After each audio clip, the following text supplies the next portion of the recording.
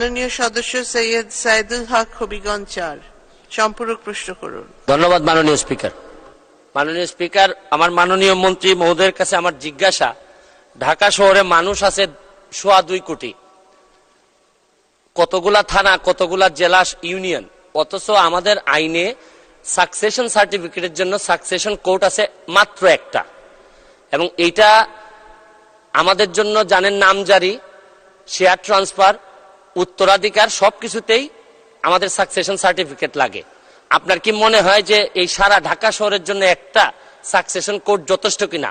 আরেকটি হচ্ছে কি 138 এর একটাই প্রশ্ন। ধন্যবাদ। একই সাথে রিলিভেন্ট স্পিকার, স্পিকার আপনি আইনের মানুষ, ওই 138 এর চেকের মামলায় এক একটা ডেট পরে 1 বছর পর পর ঢাকা শহরে চেকের মামলা এখন আর কেউ করতে চায় না, শুধুমাত্র ডেট পড়ার কারণে। এই ব্যাপারে আপনি কিছু সিদ্ধান্ত নেবেন কিনা? ধন্যবাদ মাননীয় স্পিকার। ধন্যবাদ মাননীয় সদস্য। মাননীয় মন্ত্রী। ধন্যবাদ মাননীয় স্পিকার। মাননীয় স্পিকার,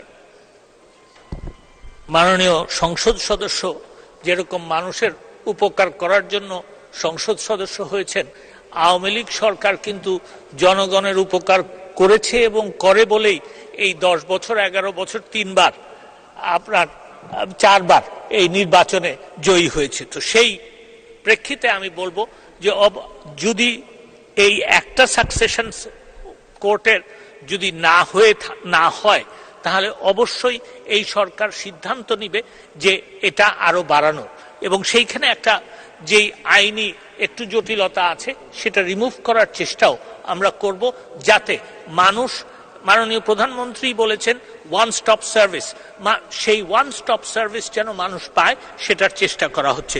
দ্বিতীয় প্রশ্ন যিনি যেটা করেছেন, প্রথম কথা হচ্ছে যেটা ওনার আমার মনে হয় অনুধাবন করা উচিত যে বিচার বিভাগ স্বাধীন। তো সেই প্রেক্ষিতে আমি বলতে চাই যে section 138 of the negotiable instruments অ্যাক্টের যে মামলাগুলি, সেখানে জটিলতা হচ্ছে।